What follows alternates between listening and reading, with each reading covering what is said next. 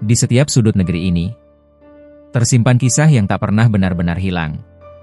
Cerita tentang suara di balik hening, bayangan yang berjalan tanpa tubuh, dan rahasia yang terkubur bersama waktu. Kami tidak mencari kebenaran mutlak. Kami hanya membuka tabir di antara nyata dan tak kasat mata. Selamat datang di Mystic Realms ID. Karena tidak semua misteri ingin diungkap. Samarinda, Kalimantan Timur. Kota yang hidup di sepanjang aliran Sungai Mahakam. Di balik hiruk-pikuk lalu lintas dan aroma kayu ulin yang kental di udara, ada sisi lain dari kota ini yang jarang dibicarakan. Bukan tentang perdagangan, bukan tentang tambang batu bara, tapi tentang sesuatu yang sudah lama berdiam, dan mungkin masih ada hingga kini. Cerita ini berawal dari sebuah rumah tua di kawasan Samarinda Lama. Tepatnya di Jalan Bungur, sebuah jalan kecil yang membelah permukiman tua peninggalan zaman Belanda. Rumah itu sudah kosong lebih dari 20 tahun. Orang-orang sekitar menyebutnya Rumah Bungur. Tahun 1998, seorang peneliti sejarah bernama Reno datang ke Samarinda untuk mendokumentasikan bangunan kolonial peninggalan Hindia Belanda. Ia mendapat informasi tentang sebuah rumah di Jalan Bungur yang konon pernah dijadikan markas tentara Jepang pada masa perang. Tapi begitu ia menjejakkan kaki di depan rumah itu, sesuatu terasa tidak biasa. Udara di sekitar rumah terasa lebih dingin dibandingkan udara sore Samarinda yang biasanya lembab. Pohon bungur di depan halaman tampak kering, seperti tidak pernah tersentuh hujan. Cat dinding mengelupas, dan jendela-jendela kayu bergoyang perlahan tanpa angin. Reno menyalakan perekam suaranya, lalu berkata, "Hari ini, 17 Mei 1998. Lokasi dokumentasi, Rumah Bungur." Bangunan ini tampak masih berdiri kuat, namun memiliki aura yang sulit dijelaskan. Di rekaman itulah, suara aneh pertama kali terdengar. Sebuah bisikan lirih, nyaris tak terdengar, seolah berasal dari balik dinding. "Pulang?" Malam harinya, Reno memutuskan untuk kembali. Ia merasa ada sesuatu yang belum selesai. Ditemani penjaga rumah warga sekitar bernama Pak Karim, mereka masuk bersama membawa senter. Rumah itu berlantai 2, dengan tangga kayu yang sudah rapuh. Di ruang tamu, tergantung potret hitam putih seorang perempuan Belanda bergaun putih. Wajahnya cantik tapi dingin, matanya seperti mengikuti siapapun yang lewat di depannya. Di bawah potret itu, tergantung jam dinding tua yang jarumnya berhenti di pukul 11.47. Menurut Pak Karim, jam itu berhenti di waktu yang sama ketika pemilik rumah terakhir meninggal dunia, seorang wanita Indo-Belanda bernama Clara van de Velde. Dikatakan, pada malam kematiannya, terdengar suara tangisan dari lantai atas, tapi ketika warga datang, rumah itu kosong.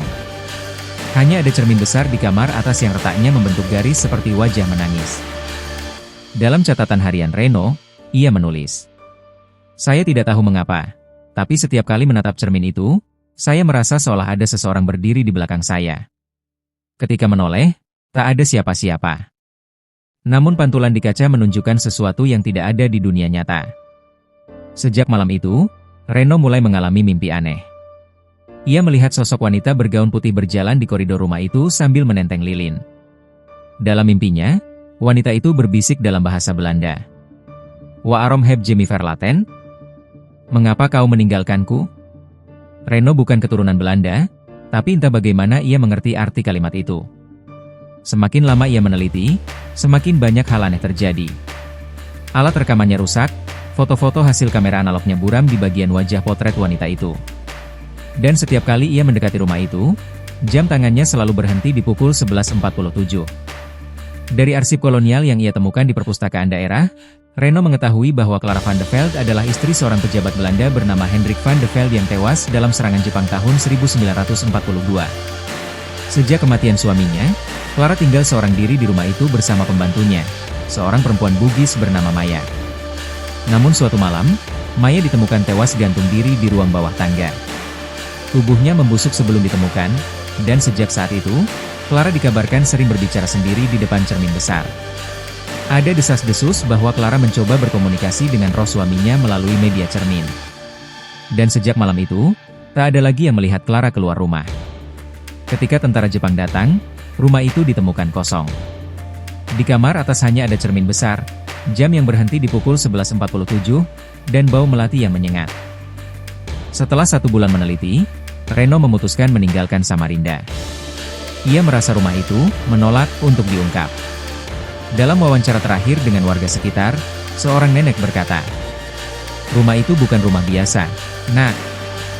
Itu tempat di mana waktu tidak berjalan seperti di dunia kita." Hingga hari ini, tidak ada yang berani tinggal di rumah Bungur. Beberapa warga mengaku mendengar suara langkah kaki di malam hari, dan cahaya lilin yang berkelip di jendela lantai 2. Satu hal yang menarik, jam dinding yang dulu berhenti di pukul 11.47, kini sudah hilang. Tidak ada yang tahu siapa yang mengambilnya.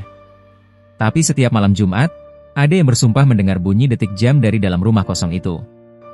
Samarinda menyimpan banyak kisah seperti ini. Kisah tentang rumah yang tak lagi sekadar bangunan, tapi menjadi tempat di mana kenangan dan arwah berdiam. Rumah Bungur hanyalah satu dari sekian banyak misteri yang terlupakan. Mungkin benar kata nenek itu. Waktu di rumah itu tidak berjalan seperti waktu kita. Dan mungkin, hanya mungkin, jam itu masih berdetak, menunggu seseorang yang berani masuk dan mendengarkan bisikannya. Selamat datang di Mystic Realms ID. Antara nyata dan tak kasat mata.